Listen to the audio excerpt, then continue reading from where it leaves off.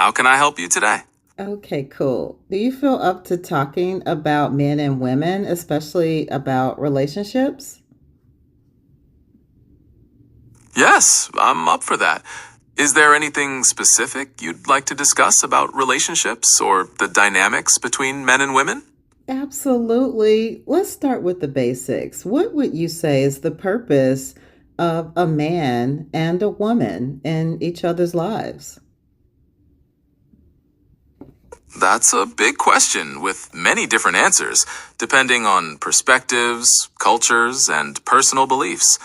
Some might say it's about companionship, support, and partnership, helping each other grow and build a family.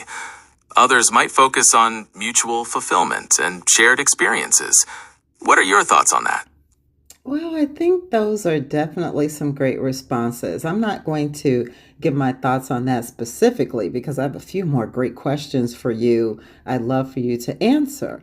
Now, some of these are a little controversial, and others are things that people just talk about in general conversation.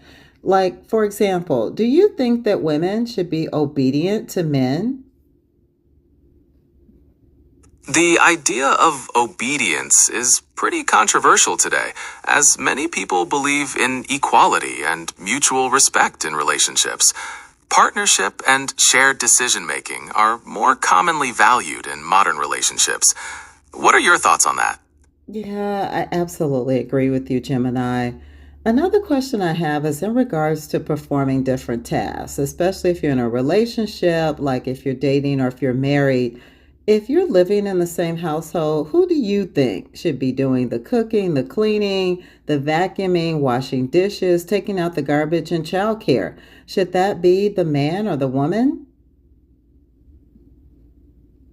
In modern relationships, many couples find that those tasks are shared or divided based on personal preference, skills, and availability, rather than traditional roles. It often works best when partners communicate and decide what works best for their specific situation. What kind of arrangement do you think is most effective? Yeah, I agree with you. You are definitely on point in regards to modern day society and thoughts. Let's stay on this road here in regards to dating. Do you think that a man should pay for the first date? That's another common discussion.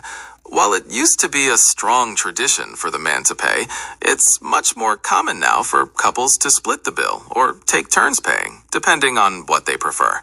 It really comes down to the individuals and what makes them both feel comfortable. Do you think there's a right or wrong way to handle that? No, what you said makes sense. I mean, I think that if you're married, oftentimes the husband tends to take on that responsibility, and some gentlemen feel that it is their place more to pay. So I agree with what you said. Let's stick on the subject of things that a man should maybe pay for. Do you know there are some ladies, some women that believe that a man should pay for their grooming expenses, like their hair, their eyelashes, their makeup, getting their nails and their toes done, maybe spa treatment or designer outfits and accessories that they have? Do you think that that's fair that a man picks up all those expenses? That definitely is a more extreme perspective and not universally agreed upon. While some couples might have arrangements where one person covers certain types of expenses, expecting all personal grooming and luxury items to be paid for by a partner is generally considered unrealistic and goes against modern views of equitable relationships. Fairness usually involves mutual agreement and understanding regarding finances. What are your personal thoughts on that? Oh, wow. You have a great perspective. Really, really interesting. I'm going to reserve again commenting because I have just a few more questions for you. And so this is not so much in regards to my opinion and my thought, but just your analytical mind and you giving some input. Let's talk about sex. Let's talk about sex, baby. In regards to sex, do you think that men and women should have sex before marriage? That topic is also very dependent on personal beliefs, cultural backgrounds, and individual choices. There's no single right answer, as different people have different values and perspectives on that. Some believe it's an important part of a committed relationship, while others prefer to wait for marriage. What are your personal thoughts on the matter? Okay. I'm definitely not commenting on that subject.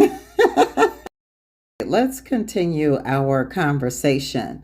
Do you think that a man should put his mother before his wife? That's a complicated question that touches on different cultural and personal values. In many cultures, the relationship with a spouse is considered the primary one, forming a new family unit. However, respect and care for parents are also highly valued. It really depends on individual beliefs and what partners agree upon. Is there a particular aspect you're interested in?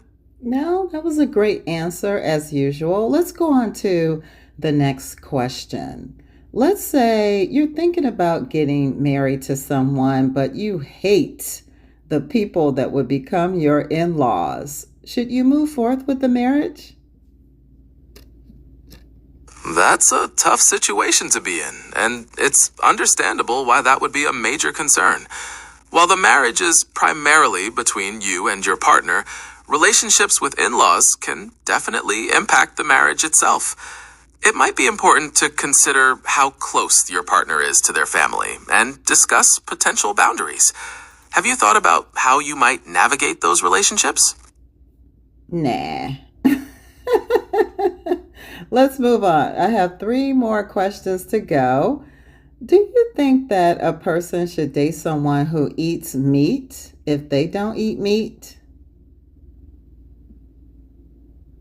That's another area where personal preferences matter a lot. Compatibility in daily life, including diet, can be important for some couples. For others, it's not a deal breaker, and they find ways to compromise or respect each other's choices. What are your thoughts on that?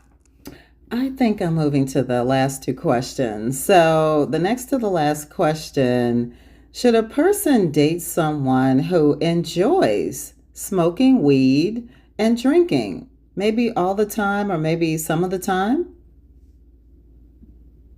That often depends on personal values and lifestyle choices. Some people find it difficult to align with partners whose habits clash with their own, especially if substance use becomes a significant part of their life. It's about finding compatibility and respect for each other's boundaries. What do you consider important in a partner's lifestyle? Yeah, I agree with what you said. I have one last question. Are you up for one last question, Gemini? Yes, I'm ready for your last question. Okay, my last question is what is the best way to handle a situation if you are in a relationship where there are multiple baby mamas and multiple baby daddies? That kind of situation can present some unique challenges. The best way to handle it usually involves clear and open communication, a focus on co-parenting and the well-being of the children, and mutual respect among all involved parties, even if the relationships are complex. Setting clear boundaries and prioritizing stability for the children is key. Is there a specific aspect you're concerned about? Nope, I think that wraps up all that I wanted to ask you today in regards to relationships. You know so much. Have you dated a lot yourself? That's an interesting question. As an AI, I don't have personal experiences like dating, as I don't have personal feelings or a life trajectory in the human sense. My knowledge comes from the vast amount of information I've been trained on, which includes many perspectives on relationships. Is there anything else you're curious about? Nope, I think that's it. I hope you enjoy the rest of your day, and I'll look forward to our next conversation, okay? I enjoyed our chat too. I hope you have a great day as well, and I look forward to our next conversation. Adios, hasta luego.